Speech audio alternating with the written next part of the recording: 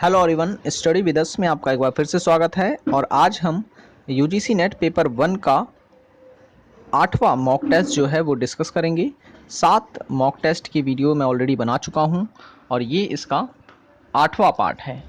तो इस वीडियो में मैं डिस्कस करने वाला हूं रिसर्च एप्टीट्यूड, टीचिंग एप्टीट्यूड और कम्युनिकेशन के एमसीक्यू क्वेश्चंस। और इसमें वो अधिकतर वो क्वेश्चन हैं जो पिछली बार एग्ज़ाम में पूछे गए हैं। वीडियो पसंद आए तो लाइक ज़रूर करें, और अगर आप एक्सप्लेनेशन वीडियो देखना चाहते हैं तो लिंक डिस्क्रिप्शन में दिया हुआ है, वहाँ पर आप लगभग सभी वीडियोस देख सकते हैं।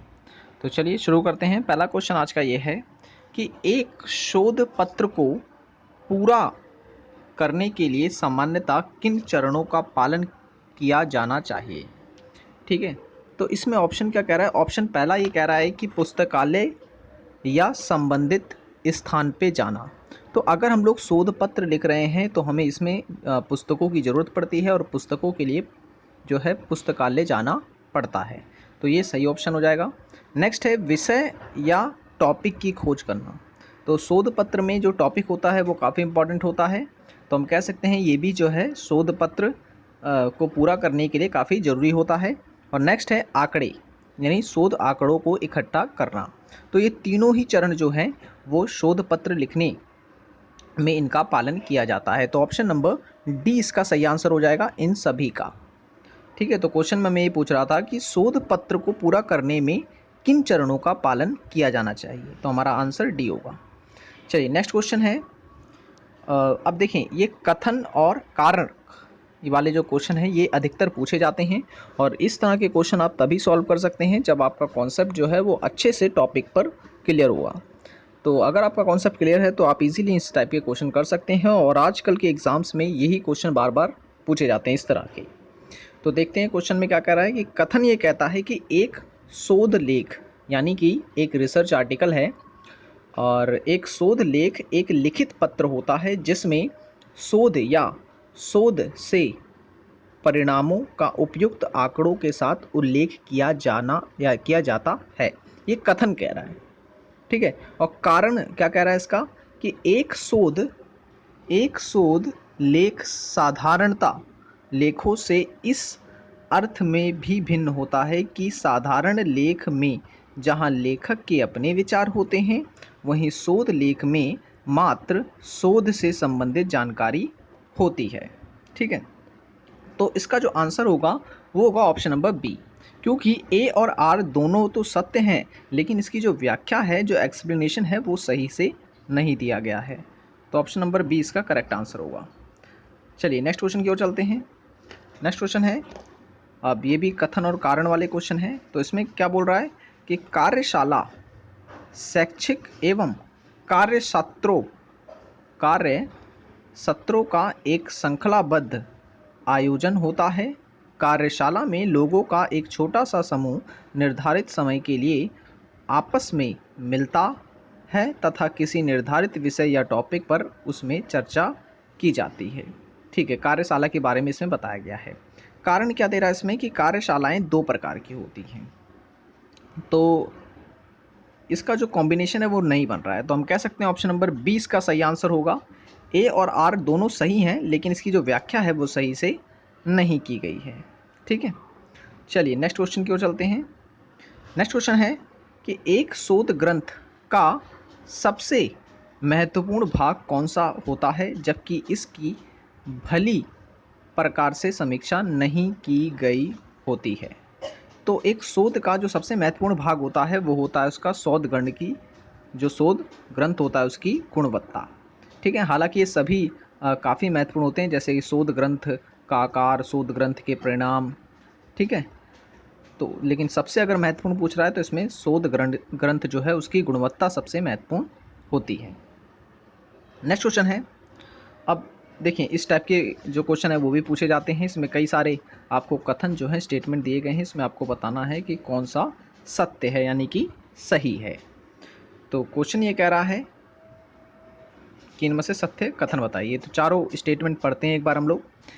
पहला ये कहता है कि एक शोध ग्रंथ को शोध कार्य पूर्ण होने के उपरांत केवल निर्धारित प्रारूप पर ही लिखा जाना चाहिए तथा इसका अनिवार्य रूप से पालन करना चाहिए, ये गलत हो जाएगा। ठीक है, अनिवार्य रूप से इसका पालन नहीं करना चाहिए। ठीक है, दूसरा जो कथन है वो क्या कर रहा है कि शोध ग्रंथ को ना तो अत्यधिक बड़ा होना चाहिए और ना ही अत्यधिक छोटा होना चाहिए, ये सही है। शोध ग्रंथ पूर्णतः नए विषयों से संबंधित होना चाहिए तथा किसी अन्य के शोध पत्र की नकल नहीं होनी चाहिए, तो ये कथन भी सही है। नेक्स्ट कथन क्या है, ये कह रहा है कि शोध ग्रंथ को लिखते समय पूरी तरह से गोपनीयता बरतनी चाहिए, अन्यथा आपके शोध कार्य का दुरुपयोग होने की संभावना बनी रहती है, ये भी सही है। तो हमारा जो आंसर होगा वो ऑप्शन नंबर डी हो जाएगा। दूसरा, तीसरा और चौथा कथन जो है वो सत्य कथन है, शोध से संबंधित। चलिए नेक्स्ट क्वेश्चन है, एक सेमिनार एक प्रकार का शैक्षिक निर्देश है जिसे या तो विश्वविद्यालय या किसी वाणिज्य एवं पेशेवर संस्थानों में संपन्न किया जाता है। ठीक है, ये कथन बोल रहा है और उसके बाद कारण क्या बोल रहा है कि यह छोटे समूहों को एक मंच पर लाने की प्रक्रिया है जिसमें प्रत्येक बच्चा किसी एक विषय पर ध्यान केंद्रित किया जाता है। ठीक है, तो इसका जो सही आंसर होगा वो होगा ऑप्शन नंबर बी। ठीक है, दोनों सत्य हैं और सही व्याख्या इसकी नहीं की गई है। ओके, नेक्स्ट क्वेश्चन, एक सेमिनार में सामान्यतः कौन सी विशेषताएं पाई जाती हैं? ठीक है, विशेषताएं इसमें पूछी जा रही है। तो सेमिनार में देखिए, पहले हम लोग कथन पढ़ लेते हैं। इसमें दे रखा है, सेमिनार श्रोताओं के सम्मुख प्रस्तुत या दिए गए व्याख्यानों का वह मंच है जिसमें किसी विशेष विषय या टॉपिक पर चर्चा की जाती है, ये कथन सही है। दूसरा कह रहा है, सेमिनार आयोजित करने के लिए आवश्यक है कि इसके लिए पर्याप्त स्थान की व्यवस्था होनी चाहिए, ये भी सही है। नेक्स्ट है, सेमिनार एक शैक्षिक घटना या प्रयोजक है जिसमें किसी एक विषय या टॉपिक पर शिक्षक या दक्ष लोगों द्वारा व्याख्या दी जाती है, तो ऑप्शन नंबर डी हमारा सही आंसर हो जाएगा। ये सभी जो हैं वो विशेषताएं हैं एक सेमिनार की। चलिए नेक्स्ट क्वेश्चन है, अब यहाँ से टीचिंग एप्टीट्यूड के जो क्वेश्चन है वो शुरू हो गए हैं। तो पहला क्वेश्चन ये है, निम्न में से कौन सा या कौन सी ज्ञान क्षेत्र शारीरिक कौशल के साथ संबंधित है? ठीक है, शारीरिक कौशल के साथ संबंधित है, तो इसका सही आंसर ऑप्शन नंबर सी, मनोसंचालित ज्ञान क्षेत्र, मनोसंचालित ज्ञान क्षेत्र। नेक्स्ट है, निम्नलिखित में से कौन सा एक उदाहरण संज्ञानात्मक ज्ञान क्षेत्र के रूप में उद्धृत किया जा सकता है? तो इसका सही आंसर ऑप्शन नंबर ए, किसी विशेष विषय का वर्णन करना। चलिए नेक्स्ट क्वेश्चन है, निम्नलिखित में से किसको शिक्षण के संदर्भ में मनोसंचालित, ठीक है, के उदाहरण के रूप में लिया जा सकता है? तो इसका सही आंसर ऑप्शन नंबर बी, प्रयोग करना। ठीक है, प्रयोग करना। नेक्स्ट क्वेश्चन है, निम्नलिखित कथनों में से कौन सा कथन असत्य है? ठीक है, असत्य पूछ रहा है इसमें, तो इसका आंसर होगा ऑप्शन नंबर ए, कि शिक्षक और शिक्षण एक ही अवधारणा है, ये गलत है।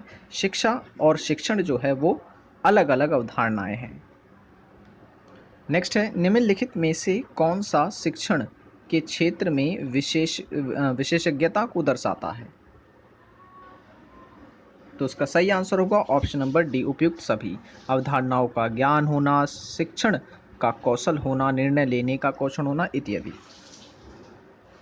चलिए नेक्स्ट क्वेश्चन है, निम्न में से किस प्रकार का व्यक्तित्व शिक्षण के दृष्टिकोण से सबसे अधिक उपयुक्त है? ठीक है, तो वो है शिक्षण जिसकी शिक्षण में कोई अभिरुचि नहीं है, ये अनुपयुक्त है।